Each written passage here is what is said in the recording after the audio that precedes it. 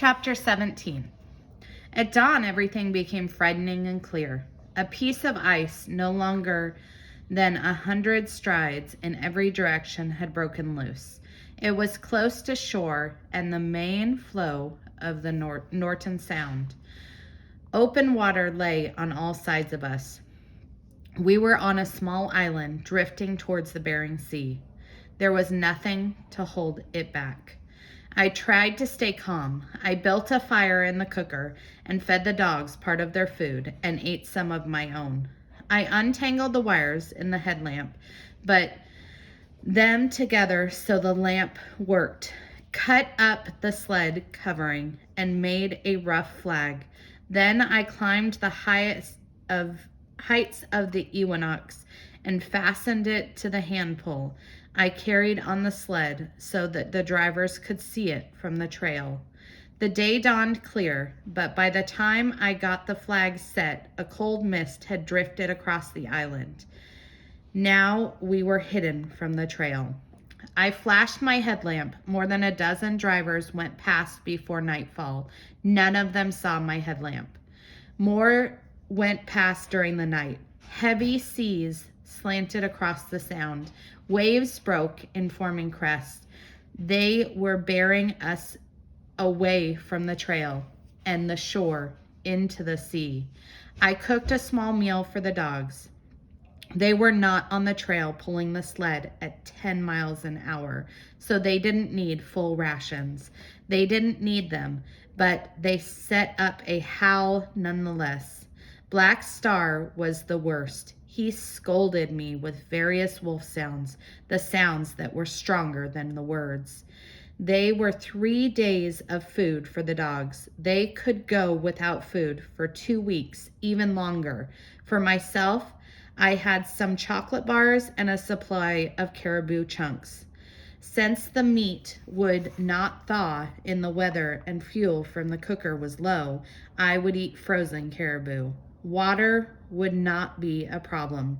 A thick coating of snow lay on the ice, and this we could drink. The danger was not from lack of food or water. We could survive a short rations, or on none at all, for weeks, if we had to. Nor was it the weather. Here on Norton Sound, the big storms were always over by the middle of March. I knew this because I was born less than 40 miles from where I was stranded now. There was a greater danger than starving or dying of thirst or freezing to death. We were drifting quickly away from the shore.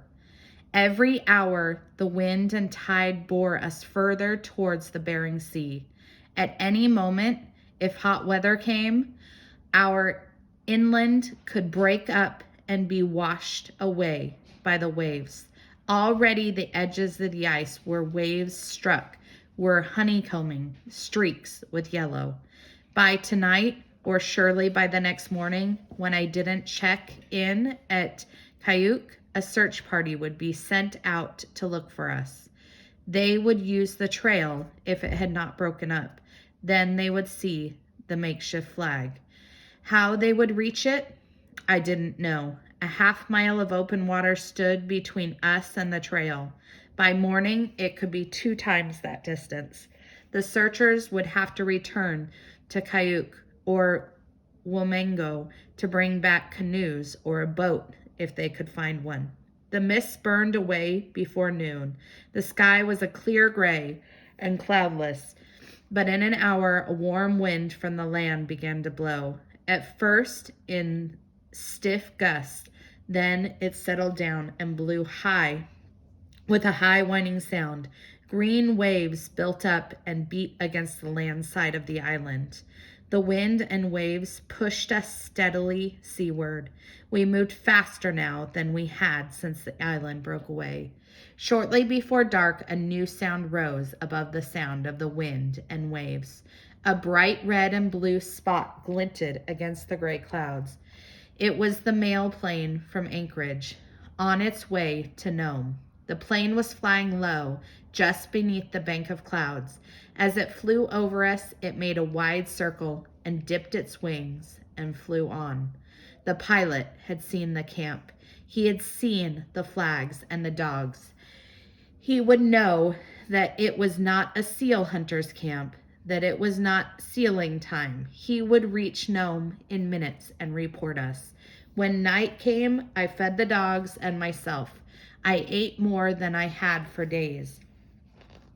Now I felt sure that someone would come for us. That night or the next morning, surely. I climbed the equinox where the flag was, and from time to time during the night flashed the headlamp. The batteries ran out, and I put in new ones. The island rocked gently. Now that when a piece of ice would break off with a roar, but most of the night it moaned like a wounded animal. At dawn, a wind blew in from the land. When it rained and the water collected in pools, the pools made holes in the ice. My thermometer read 9 degrees above freezing. It made the dogs with their heavy winter coats uncomfortable. They dug holes in the soft ice and slept most of the morning. I had nothing to feed them. Through the rain, I couldn't see Koyuk and Wamengo. Nothing except great pieces of ice that had broken loose from the coast and were floating out to sea. There were no signs of a search party. Then, a little past noon, a small plane flew over and dropped a package of food. It contained fish for the dogs, sandwiches for me, and scribbled note that said, "Help is on the way and will reach you this afternoon. Be of good cheer." The rain stopped, the wind grew cold, and the pool of water began to freeze. I climbed an equinox and watched until dusk. No one came. I fed the dogs and ate the food the plane had dropped. At nightfall, I turned on my headlamp, set it high on the hill of ice, pointed it towards the coast, and waited. Stars came out, then the stars disappeared. In a shower of light, the lights changed colors. They blazed and faded away as if the sky itself were breathing. It was while a silver sheen covered the ice and the water that I heard the sound. It was not the sound of ice breaking up nor shrieking of the island. It was different. It came from where my headlamp was pointed, but from somewhere behind me. I got down from the hill and walked, carrying my headlamp. I heard nothing more for a time. I stopped and listened. It was very quiet. I put on my headlamp and stumbled towards the far side of the island. The light shone on the boat run up on the shelf of ice. A short, stooped man stood behind the boat. I ran towards him and he grasped my hands. "What are you doing here?" my father asked in a trembling voice. "This is no place for you to be." I couldn't speak to him. I was safe. The dogs were safe. We would not drift out to sea to starve and die. Yet my thoughts were only with him. He had returned to the places that he had fled in horror. He was crippled, fearful man, yet he had come back to the dangerous waters. In the light of my headlamp, I saw that his hooded face was a ghostly white. We were silent for a while. The island had shifted. It was now tilted to its side. The ice made creaking sounds as the waves broke over the edge where the boat was moored. "We are losing time," my father said. "You're still in the race." I had given up all thoughts of the race. 3 whole days were lost. More than 40 drivers were ahead of me, 50 at least. I'm finished. My father put on his mittens. He raised his hands and brought them down hard, one on the other. "You're not finished until you cross the finish line in Nome," he said. Chapter 18. My father's skiff was not meant for 2 grown people. A 7-foot sled and 7 dogs. But by daylight, we were settled. I stretched out in the sled with 2 dogs beside me. The Sound was covered with cakes of floating ice, so he couldn't use the sail. It was a long, cold journey to Wamengo. We didn't get there until late in the afternoon. Our home was changed in the 2 years we had been gone. The climbing rose that my mother protected every winter had died. Its dead tendrils spread out like long gray fingers. The window was boarded up tight. Moss grew in the cracks of the door. The whole village came down the road. They brought food, more than I could eat in a month. They fed the dogs choice pieces of reindeer steak. They sang the gay songs that always sang when the sealers went out for the winter.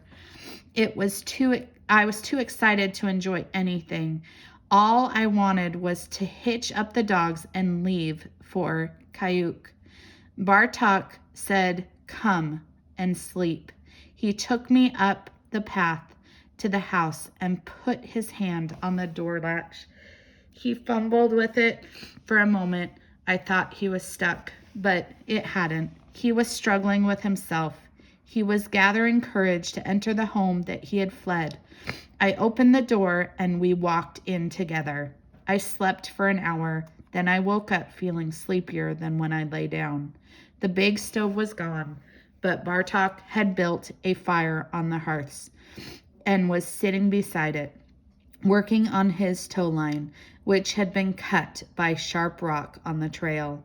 "If your line breaks on a hill, you're in trouble," he said. "And there are 2 bad hills between here and Kayuk.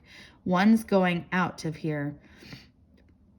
He was using strands from an old tow rope. It was the same one that I had hung across the room the day that he was lost among the Ewonucks. It must have reminded him of the terrible time. He fumbled with the tow rope. It's hard to work with rope when you have only 6 fingers all together. "You liked the school in Ikuma?" he asked. "Oh, yes." This was the first time he had talked about my school. "Better than the old school in Wamengo?" "They were different," I said. "I had more friends in Wamengo, Eskimo friends." "Yes. In Ikuma, you have more white friends. In Ikuma, your teachers were white too. You and beginning to speak like them. You used to speak Eskimo. Now you don't anymore. To me, right now, you are speaking like a white girl."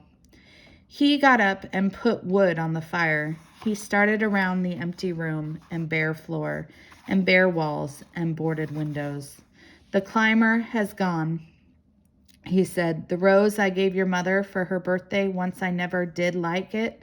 The catalog said it was red and it turned out pink. They had lit torches outside and the light came through the cracks in the door. They shouted for me to come out.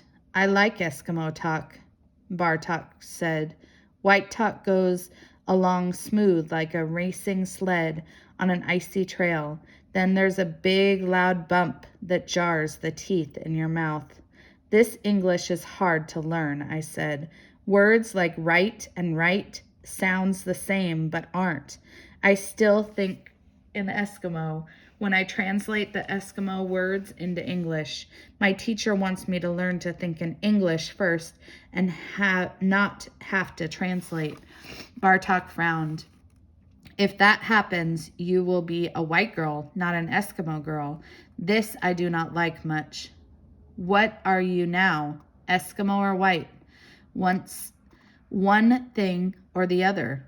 "Eskimo," I said to please him. "Good. I am glad to hear that you speak this way." Out in the yard, the singing stopped. Now everyone was shouting. Bartok's eyes gleamed in the firelight. It is good to hear Eskimo sound again. My friends were impatient. They wanted me on the sled, not talking not eating, not sleeping, but racing to Nome. Bartok held the tow line and examined it foot by foot. He put out the fire and we went outside. He ran up the road and returned with an iron bar. He pried the boards from the windows and carefully put them away in the house. He scoured the village and found the sled and 5 dogs. There's no trail from here to Kayuk, he said. I'll make one, a good one. It was snowing now, big fat flakes that floated down through the dark night like white butterflies. The village blazed with torches. Whale oil smoke hung in the air. Everyone cheered as we moved out of Wangmango. Bartok led the heavy 12-foot sled that was used to carry water in the summer. It made a good trail through the knee-deep snow. Kayuk was nearly 8 miles away. The snow stopped before midnight. Then sea frogs crept in. Bartok had trouble making a trail. He had been traveling by sight on the North Star. Now he had to guess where he was going. The dogs were slipping on punchy snow that was mostly ice. We stopped twice to dig it out of their paws. Bartok went to his sled, got his deerskin pouch, and took out a bear's claw. It was curved and yellow and big. I had seen it many times before. For some reason, he had forgotten to carry the claw the time that he got lost on the ice. He held it out. I leave you at Kayuk. Carry it to Nome. It will protect you. I hesitated to take the charm. Take it, my father said. I still hesitated. A surprising look came into his eyes. I see you don't believe in charms anymore. Not like I used to. Sometimes you can't be a half believer. Charms have no power unless you put true belief in them. I am sad that you have lost your faith while going to the white school, he said accusingly. He closed a hand on the charm. I took it from him and hid it inside my parka. That's where it belongs, my father said. I did not answer as we headed to Kayuk. Kayuk is a small fishing village. Everyone seemed glad the drivers had gone and that they had a place to themselves at last. But some of the school children came out to greet us. It had turned warm, about 20 degrees. They brought jugs of cold ice water to cool us and the dogs. Sled dogs needed lots of water. A little girl in the flowery summer dress appeared while I was checking in and gave me a candy bar wrapped in a ribbon. I hope you win, she said. Next year, maybe, I said, trying to smile. This year, my father said and shouted to the dogs. They were well rested after the slow pace from Wangmango. He swung his long whip over their ears. They pulled up their anchor and bounced away. I had to run hard to catch them. Do not forget the claw on your mighty bear, my father shouted. I'll remember, I shouted back. In answer, his long deerskin whip cracked in the wind. Chapter 19. The third hour, we made only 1 mile. A fierce north wind held us back. There were thin clouds that didn't move in the sky and pale sunlight along the horizon. Here below the ground, storm built up. It was filled with icy splinters, so many I couldn't see through my goggles. The dogs couldn't see. I had to stop and let them wipe their feet. While they were busy with their paws, I made snacks and fed them lots of melted snow. The ground storm beat us for 2 more hours. We scarcely moved. We came to a place where the tail branched right and left. The marker had fallen and was covered with snow. There were no sled tracks on either of the trails. I decided to go to the left and after several miles saw a light. It was a light from the trapper's cabin. The trapper came out and hailed me. End of the trail, he said. You should have gone right. Not left, but welcome. Come in, and I'll fry you up a beaver tail. He was a giant of a man with freckles, a red beard, and a squint. Thank you, but I'm in a hurry, I told him. Had dozens of mushers dropped by the last few days, took the wrong trail, just like you did. Why don't you fix the markers out there? Then they won't take the wrong trail and bother you. No bother at all. I get lonesome. It's good to have people to talk to.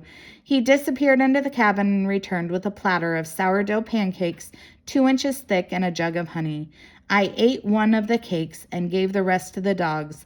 How far is it to Nome? I asked. Most of 40 miles. You'd best come in and wait for daylight.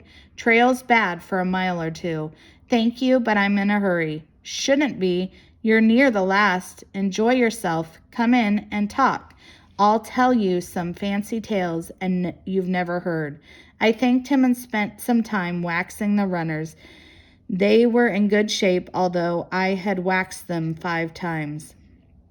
Altogether, I had waxed them 5 times. After the pancakes and the honey, the dogs were ready to run. We stopped where the trail branched. I dug around the snow trying to find the marker. I wondered if the trapper had buried it on purpose. While I was at it, mushers came along, a woman with a team of bedraggled dogs. Her hair was gray, sticking out strings from under her hood. She was old enough to be my grandmother. Which way do we take? She asked. Or don't you know? I found the marker. I stuck it deep in the snow, pointed it to the right, and piled snow around it. Are you sure that's pointing the right way? She asked. I'm sure, I said, and began to tell her what had just happened to me. But before I could finish, she shouted to her dogs and was gone. The trail was bumpy for a few miles. In the bad place, I ran beside the sled, pedaled with one of my foots when the track got better. The gray-haired woman was close in front of me. I caught a glimpse of her headlamp bobbing along. As the sun rose, a brush plane flew low over the trail. It was blue and glittered in the sunlight. Under the wings was a sign that read, "Welcome to Nome. Congratulations, Wise and Gibson." Congratulations on what? I was the last driver in the race, the very last. The woman was less than a mile away. Her gray hair flew out behind like a banner. She had a whip in her hand, and I heard the whip crack. I heard her shout, "Go, you hellions!" I did not need to shout. Black Star didn't like to see a team in front of him any more than I did. He lunged against the tow lines. The whole team came alive. He raced into Main Street. Black Star brought up even with the other sled. But at the moment, he made a terrible mistake. As we were about to pass, he swerved in and gave the woman's lead a sharp nip on the ear. We lost a second, 2 seconds, not more than 3, yet that was enough. We sped under the Iditarod arch just behind her, spattered with ice and slush from her sled. Chapter 20. I drove back to the finish line slowly. Flag hung down from the Iditarod arch, faded and stiff in the cold. Under the arch stood my father and mother. Bill Wise and Frank Gibson were wrapped in their parkas, and their breaths hung frozen in the air. Mr. Wise had a bouquet of flowers in a box, but before he could give them to me, my mother had her arms around my shoulders. She was crying. My father clamped my hands and ached as if I had come in first instead of last. Mr. Gibson said that he had engaged a room for me at the hotel so I could rest and dress up for the banquet. The winter's banquet had been held already. The girl from Willow Creek had won the Iditarod and $50,000 of the $200,000 prize money. But a lot of people came to the banquet that night, more than 100. A woman official spoke a few words and gave me the 2,000 silver dollars I had won for being the first musher to reach Iditarod. But that wasn't all. Not nearly. She handed me a check for $2,500. This is the prize for winning the sportsmanship award, she said. $2,500? I had never heard of the sportsmanship award. It is given for the best display of sportsmanship during the race, she said, for going out of your way to help other mushers, even though it costs you time in the race. Ralph Stone, the checker at the Caltag, reported that you were helpful to a friend and his injured dog. Mr. Jacobs reported that you took valuable time to find and put up a lost trail mark. Then she handed me a red lantern, the kind that hangs on the back of a train's caboose. Everyone clapped their hands and laughed. I laughed too, but not very much. When I sat down, Mr. Wise whispered across the table, "Don't forget that you finished the race." 36 mushers out of the 71 who start didn't finish. I'm proud of the red lantern, I said, and half believed it. My father beamed. I didn't think he was surprised that I had finished. My mother grasped my hand under the table and held on to it. Later, when we went back to the hotel, she asked me how I was going to spend all my money that I had won. I haven't thought about it, I told her. We're going back to Womengo, your father and I, but I don't think that you should go with us. You've graduated from high school. You've earned good grades. You love books. There's a fine college in Anchorage. You must go there and study. This was all new to me. Never before, never since I had graduated from school in Ikuma had she said things about me going on with my studies. What would I learn in Anchorage? I asked her. To be a teacher. Teaching what? Everything. Your marks are good. You can be a good teacher in any subject. That's what you always wanted to do, I said. My mother's eyes clouded over. Was she thinking about the day her high school geography class had gone to Womengo on a field trip, the day she had first seen my father at the trading post, the morning she was telling one of her fanciful tales, the time when she had fallen in love with him, with his red cheeks and his broad shoulders, his rich rumbling voice?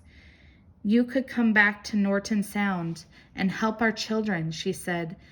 They're caught between two worlds, their own and the white world. She paused suddenly, aware that I was still in the race, driving a team of sled dogs through the night, running, singing, my headlamp searching out an icy trail. You need to sleep, she said. For days, I said. But next morning, before the sun was up, I was out with the dogs. I was too excited to sleep. I cooked them a meal of whale oil and fish. All of them except Black Star sniffed at it and turned away. I had made the mistake the night before of feeding them beefsteak scraps from the banquet. Black Star went down the line from pan to pan and nearly foundered himself. It was the only time I had ever seen him conclude that his stomach was full. Mr. Wise and Mr. Gibson gave a 5-course breakfast for my family and me. I ate little of it. I was still on the trail. Mr. Wise and Mr. Gibson talked about next year's Iditarod. I listened but said nothing. After breakfast, Mr. Wise had the plane ready for us. Leave the dogs, he said. There isn't enough room. The plane will pick them up tomorrow. I would rather take them back myself, I said. My father and I harnessed up the team while my mother watched. We would meet again in Ikuma. Then we would pack 2 big sleds and take the trail back to Norton Sound and Womengo. Our goodbyes were silent. The morning was clear with a brisk wind from the sea. The red lantern was wrapped in a caribou robe. The silver dollars were packed in a big wooden barrel. The $2,500 check I carried in my parka, fastened in the lining with a safety pin. I felt richer than I had ever thought I would be. I was happy that my father was going back to Wamego and the sea he had fled. But most of all, I was happy about myself. I was not the same person who had left Ikuma long weeks ago. How I was different, I did not know, but it was there deep inside of me. The trail had a thin coating of snow. The sun was warm. I wanted to take my time and see the river and the hills I had only glanced at before. But Black Star was full of fire, so I shouted, "Go!" and let him run, with his tail straight out and his ears pinned back, scooping snow as he ran.